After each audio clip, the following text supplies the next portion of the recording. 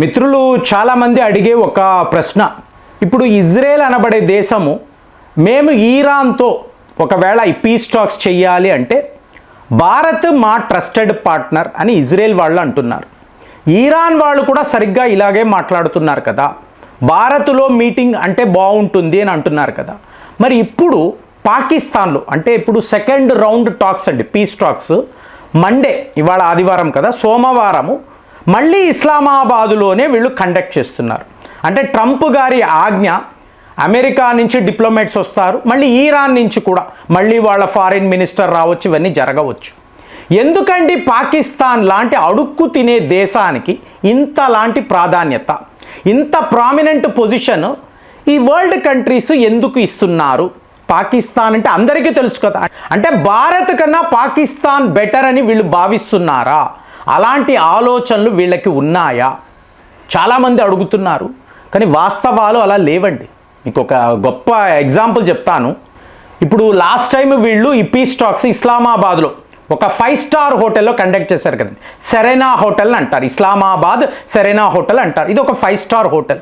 ఇక్కడే మీకు అమెరికా యొక్క వైస్ ప్రెసిడెంట్ జేడీ వ్యాన్స్, అలాగే జెరార్డ్ కుష్నర్ అంటే డొనాల్డ్ ట్రంప్ గారి అల్లుడు, వీళ్ళందరూ వచ్చి వెళ్ళిపోయారు కదా.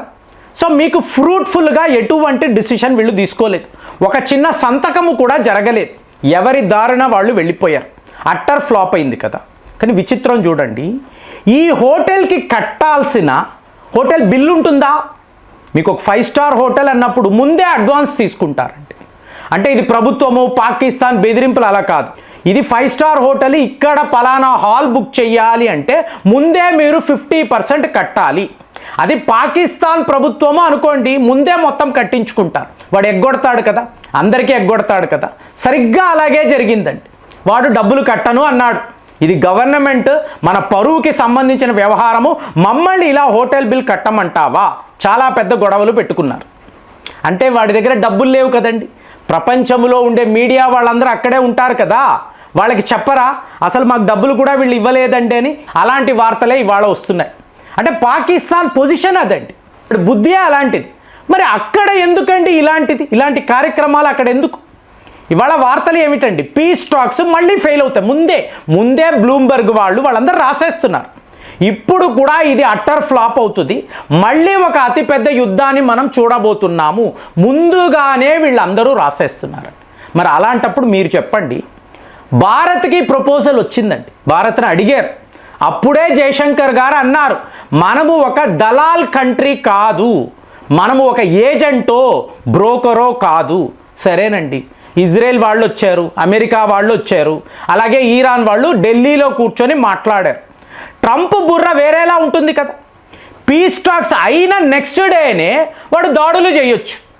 అప్పుడు మనకుండే ప్రెస్టేజ్ ఏం కావాలి? సో అదృష్టం కొద్దీ మనం తప్పించుకున్నాం కదా, వాడి బుద్ధి అదే కదా. కాబట్టి మనము ఇందులో ఎప్పుడూ ఇన్వాల్వ్ కాలేదు. మనము ఇలాంటి పీస్ టాక్స్ అన్నప్పుడు వద్దు. ఇంకా చెప్పాలంటే రష్యా, యుక్రెయిన్ వీటి మధ్య కూడా మనల్ని మీడియేషన్ చెయ్యమన్నారు. మనం ఒప్పుకున్నామా? నో అన్నాం, కుదరదు అన్నాం.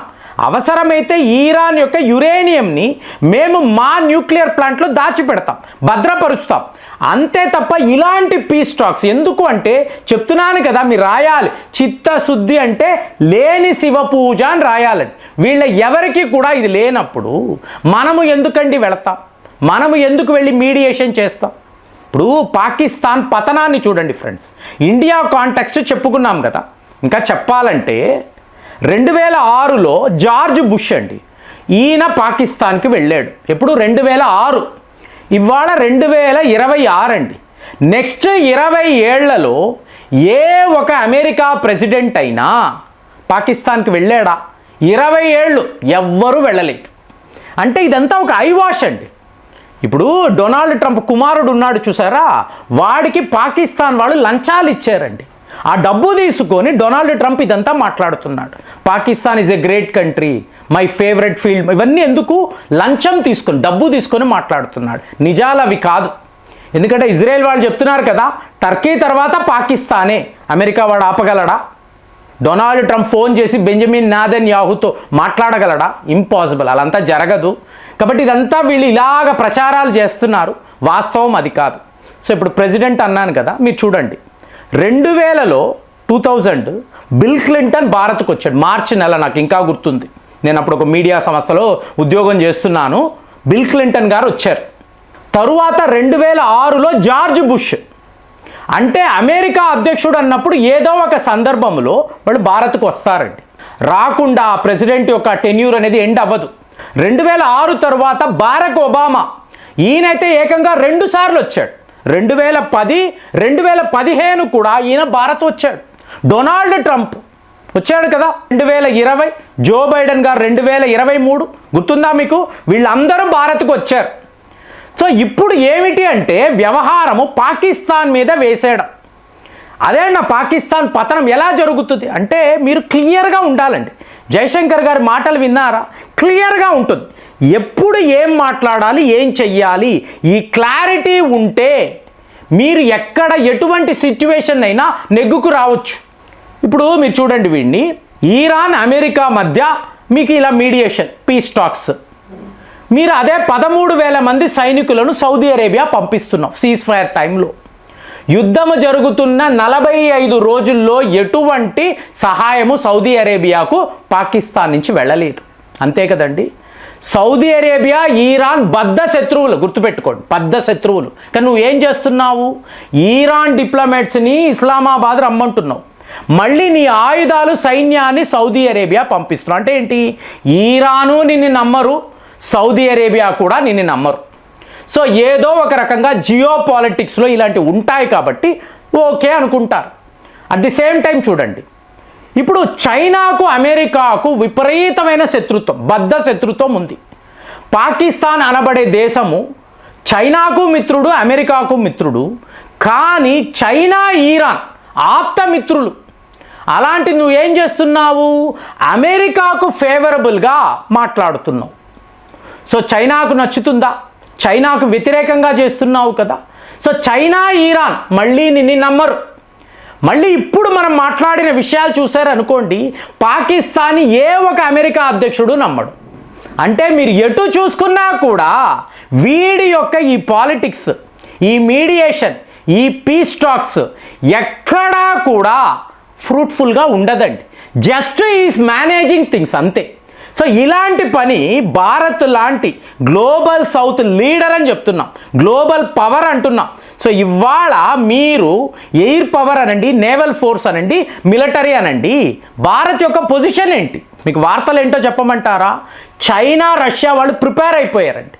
ఈ పీస్ టాక్స్ అయిన తరువాత మనము కొట్టే దెబ్బ ఎలా ఉండాలి అంటే, మీకు ఇజ్రాయెల్, అమెరికా వణికిపోవాలి.